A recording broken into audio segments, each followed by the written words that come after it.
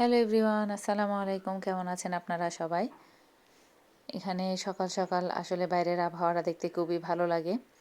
তো বারান্দাটাও রং করা হয়ে গিয়েছে এখন। পুরো বারান্দা আর পুরো ঘর একেবারেই কমপ্লিট। সমস্ত সব কিছু রং করা শেষ। গ্রিল থেকে শুরু করে সব কিছু এখন কমপ্লিট। এখন আস্তে আস্তে সব কিছু গোছানোর পালা। সব কিছু অবশ্য গোছানো শেষ, পরিষ্কার করানো শেষ। কিচেনটা একটু বাকি আছে, কিচেনটা গুছিয়ে নিব। আর এখানে রাত হলে আমি পর্দাগুলো নামিয়ে দিই। আর এখন যেহেতু নতুন গ্লাস আর নতুন জানালা, বাইরে থেকে সব কিছু স্পষ্ট দেখা যায়, তাই রাত হলে পর্দাগুলো নামিয়ে দিতেই ভালো লাগে। আর বাইরে অবশ্য গাছপালা ছাড়া তো কিছুই নেই। তো এখানে শবে বরাতের দিন সকালে এখানে মাংস আনা হয়েছে। তো এখান থেকে আমি কিছু মাংস হালিমের জন্য আর কিছু মাংস রান্না করব, আর অল্প মাংস রেখে দিব।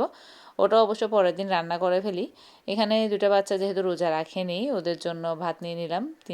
তিনটা ছেলেই রোজা রাখেনি।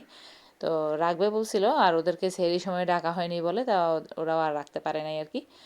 তো এখন আমরা তো হাজব্যান্ড ওয়াইফ রোজা ছিলাম, বাচ্চাদেরকে এইভাবে ফ্রাইড রাইসটা করে দিয়ে রাতের ভাত দিয়ে এখন আমি মাংসটা কেটে পরিষ্কার করে নিয়ে এখন তুলে দিলাম। ছোট ছোট আলু ছিল, দেশি আলু, নতুন আলু যেগুলো আছে এখন, এগুলো দিয়ে মাংসটা খেতে ভালোই লাগে। তো এত বেশি মজার হয়েছে, মানে ওই দিনের রুটি আর এই মাংসের তরকারিটা খুবই মজার ছিল। বাচ্চারা তো খুব বেশি মানে বলে কি আম্মু মজা হয়েছে, অনেক বেশি মজার। তো পরের দিনও যে ফাতিহার পরের দিন যে রোজাটা রাখা হয়, ওই দিনও আমি সেম বাকি মাংসটুকু এভাবে রান্না করে নিয়ে আবার রুটি বানিয়েছিলাম। ওই দিনের রুটিটা তো আরও বেশি মজার ছিল, একেবারে নরম তুলতুলে। পরের দিনের রুটিটা আরও বেশি মানে পারফেক্ট হয়েছিল আর কি। তো যাক, এখানে আমি মাংসটা রান্না শেষ, এর পাশাপাশি আমি একটু ডালও রান্না করে নিচ্ছি, বাচ্চারা যেহেতু খাবে। তো এই তো খামিরটা গরম পানি দিয়ে ময়দার খামিরটা আমি তৈরি করে নিচ্ছি এখন।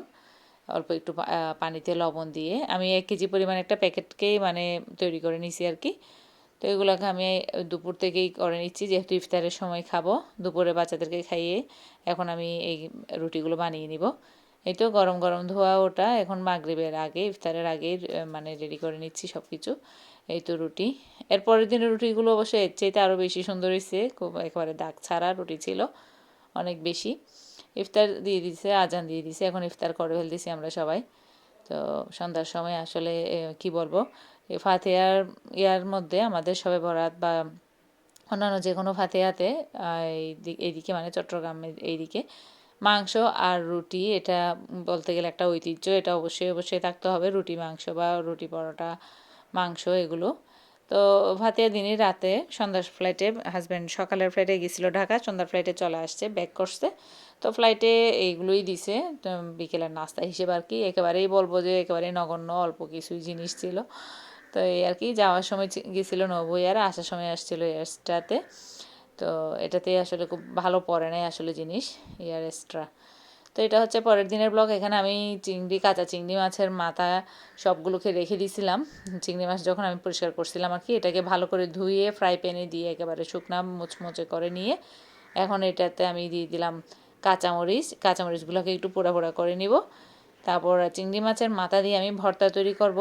এটা করতে মানে কি বলবো, একেবারে সহজ। চিংড়ি মাছ যেগুলো পরিষ্কার করছিলাম ওগুলার মাথাগুলো ফেলে না দিয়ে রেখে দিয়ে বা এখন ভালো করে ধুয়ে নিয়ে এটাকে আমি একেবারে মুচমুচে করে ফ্রাই করে নিছি। আর এখানে পেঁয়াজ পাতা, ধনে পাতা, কাঁচামরিচটাকে একটু লবণ দিয়ে চটকে নিয়ে এখানে পেঁয়াজ এগুলো দিয়ে আমি এই তো ভাবছিলাম যে হয়তো বা মজা হবে না, কিন্তু এত যে মজার ছিল ভাত দিয়ে। তো আজকের জন্য এই পর্যন্তই।